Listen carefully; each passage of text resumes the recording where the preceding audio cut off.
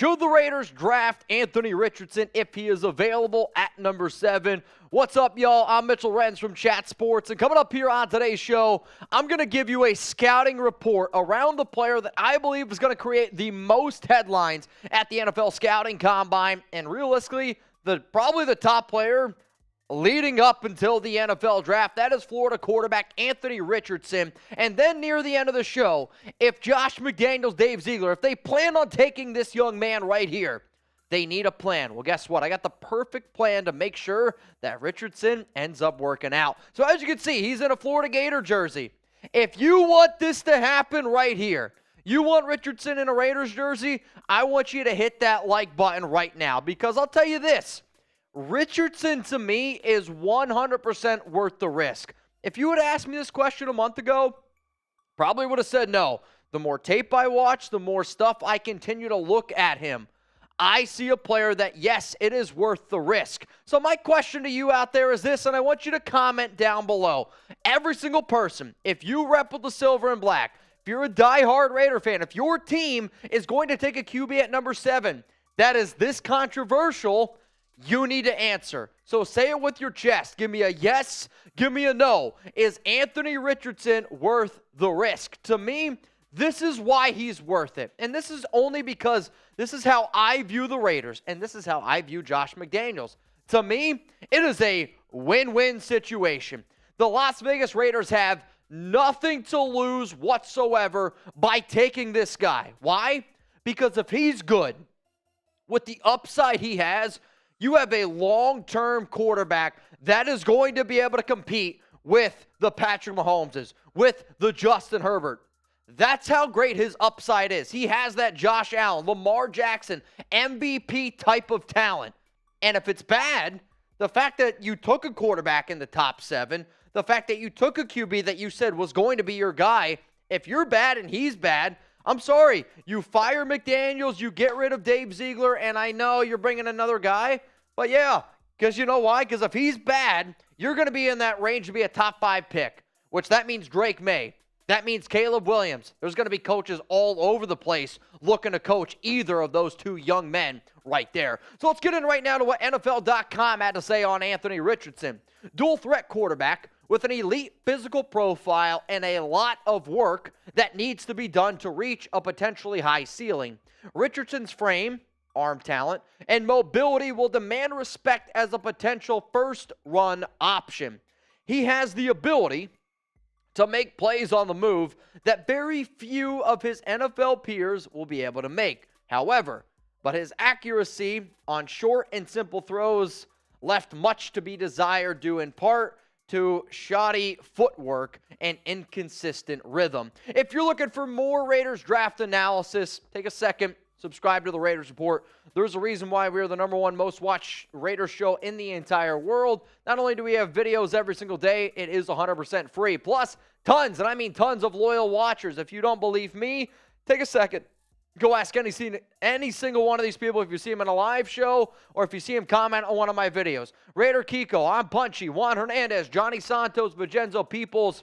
These are my peoples here, and I know they have my back. So subscribe, join the Raiders Report family. Let's keep on going here on a scouting report from NFL.com.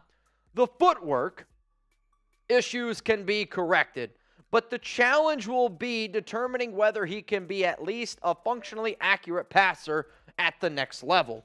Richardson's potential to strike with the deep ball, attack the secondary from sideline to sideline, and gash teams with his legs creates greater leeway in his projection as a developmental prospect. So coming up next, after seeing all of that, I'm going to tell you, when I watch the tape, the strengths and weaknesses of Richardson and what he would be able to bring not only to the Raiders, but realistically to me, almost any NFL franchise. Before I get into that, hey man, you want to be an athletic freak? Try out some AG1 because they are sponsoring today's Raiders Report. And if you haven't already heard, well, guess what? I take AG1 by Athletic Greens literally every day. Get comprehensive and convenient daily nutrition at athleticgreens.com/chatsports. I gave AG1 a try because I wanted immune system support and wanted a supplement that actually tastes great. I take AG1 in the morning and it makes me feel ready to take on my day. My grandma always said that the early bird gets the worm, and AG1 inspires and motivates me to get as many worms as possible every day. AG1 really helps me getting my day started, getting out of bed, especially after some of our crazy shows here. Thanks, Wild One. It can be difficult, and I'm a person who likes and needs a routine. AG1 helps me stick to my healthy routine, wake up early, take my AG1, take Chuck for a walk, then, guess what? Hit the gym before work. Covering my nutritional basis for the day literally couldn't be easier, which is why I trust Athletic Greens. I just mix one small scoop of AG1s with water, then drink it first thing in the morning. Done. I also like that it costs less than $3 a day. It's pretty good if you ask me. It's a really effective daily habit with the highest quality sourced ingredients. Win, win, baby. If a comprehensive solution is what you need from your supplement routine, then Athletic Greens is giving you a free 1-year supply of vitamin D and 5 free travel packs with your first purchase. So, Nation, what are you waiting for? Go to athleticgreens.com/chatsports. That's athleticgreens.com/chatsports. Check it out. It's going to be in the comments and in the description of today's show. All right, let's start looking at some of these strengths here because there are some strengths. Highest upside of any quarterback in this year's class. I really, truly believe that. He's got elite size. He's got speed, and he has... People like to throw out the generational talent type of thing. I would say he's a top 5 overall athletically gifted quarterback out of the last 10 years. He has outstanding arm strength. Like, people, when I give my comp to him, I think he has better arm strength than the guy that I'm going to mention, and that guy won an NFL MVP. But when you talk about Richardson, you have to be a realist here. Like, the strengths are there. There's also a lot of weaknesses, which is why people are scared of him, and they should be. You should be scared shitless if the Raiders take Anthony Richardson, because it is, and I mean this, a freaking coin flip of how good he's going to be. He needs to be able to improve his pre-snap recognition. It's not there right now. His mechanics are bad, and they are inconsistent. If you don't work on the mechanics, you might as well not even try to put this guy out on the field. His accuracy needs improvement. His accuracy is bad. When I look at an NFL quarterback, I like to be able to see pre-snap recognition. I like good mechanics, and I like accuracy. So you're like, Mitch, why would you do this? I do it because his upside is that great.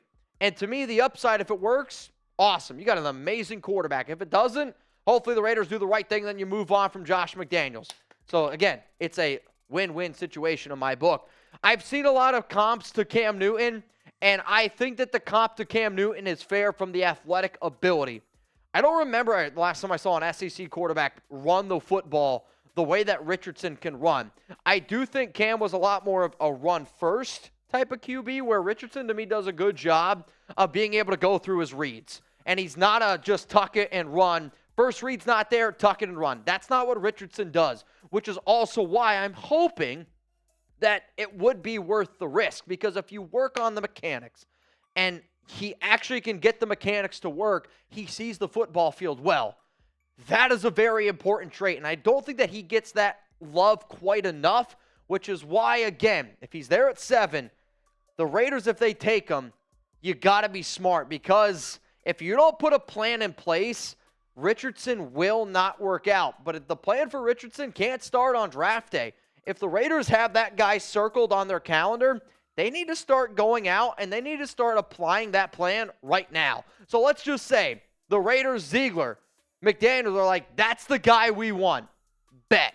Here is my 5-step plan to make sure that Anthony Richardson would succeed with the Las Vegas Raiders. Coming in number 1, solidify the offensive line. I don't care if you want Bryce Young, C.J. Stroud, Will Levis, Anthony Richardson, any quarterback under the sun, you need to solidify the O-line. But it's even more important with Richardson, because if that pocket breaks down, he's going to struggle. If he doesn't have that extra time to throw, he's going to struggle. If you don't have an offensive line that also helps him out in terms of running the football, he is going to struggle. And the only players that I am confident that are going to be back next season are Colt Miller, Dylan Parham. So that means you got to find 3 other offensive linemen. Alex Barr's free agent. See ya. I do think that they try to figure out a way to bring back Jermaine Illuminor. So whether that be free agency, which I'm hoping the Raiders find at least 1 offensive lineman in free agency, you need to solidify the offensive line if you want Richardson to work out. Next thing, you need to tag or extend Jacobs. One of the best friends you can have for a young quarterback is a great running back. And Jacobs is one of the best, if not the best back in the National Football League, coming off a season where he led the entire league in total yards with over 2,000. Also with Richardson, the RPOs, the designed runs you'd be able to do, like, to me, Richardson has the ability to be a 1,000-yard rusher at the quarterback position.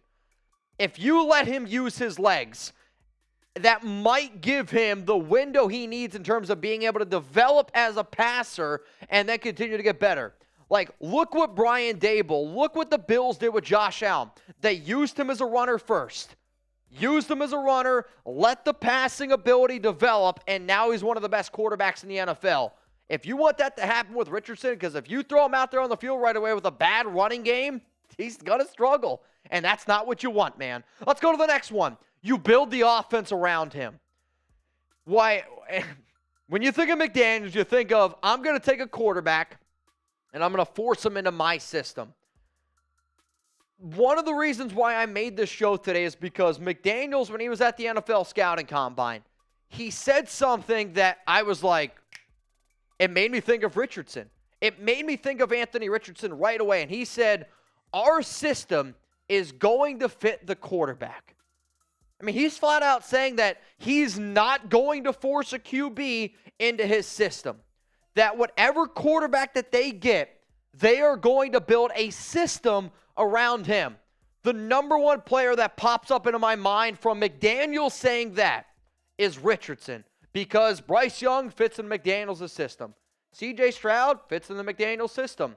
Will Levis, definitely a little bit shaky, but the one player who I don't think fits in the McDaniels system, at least not right away, you'd have to switch up a lot, is Richardson. So, definitely something to think about. Let's go to the next one. I'm going to re-sign Jarrett Stidham. If I'm going to go all in, I'm going to go a boomer bust prospect, you might as well frickin' do it. You get Stidham back on a cheap deal, 2-3 year type of deal, but also you find a quarterback that has been in the system for a while. And right now, the quarterback that I would have the most faith on being able to teach a QB like Richardson, it's probably Jarrett Stidham as it stands right now. Cheap option. Not only did he work with McDaniels in New England, but he was also on the team, obviously, last season and got a few starts under his belt. On top of that, I do think Stidham is the type of quarterback where you bring him in and say, hey, you're going to be QB2. This is not going to be a battle.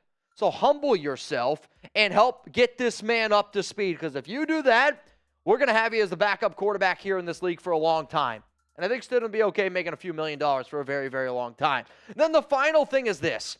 To me, you need to get another reliable tight end. Yeah, you got Darren Waller, and McDaniel said that Waller is going to be a part of this team. But the reason why you need to find yourself another reliable tight end is because the offense that I picture Richardson succeeding in the most, 2 tight end set, okay? 2 tight ends, Devontae Adams, and let's say you got Hunter Renfrow out there as well. The reason why the 2 tight end sets is great is because it does give you an extra blocker if you decide to use your run option, whether it be with a Jacobs or whether you decide to do a design quarterback keeper. It also helps use the 2 tight end system, which McDaniels, I thought, really perfected back in New England. Some other tight ends that you could potentially look at in the draft, which the more and more tape I watch on tight ends, this might be one of the strongest tight end classes that we've seen in a long time. And realistically, I think all of these players probably go in the top 70.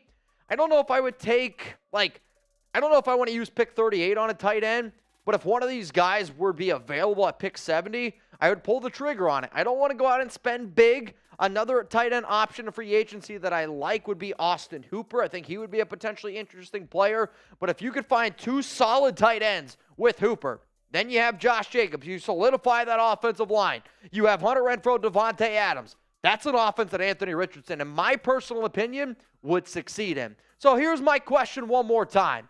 Is Anthony Richardson worth the risk? Yes or no? Let me know down in the comments.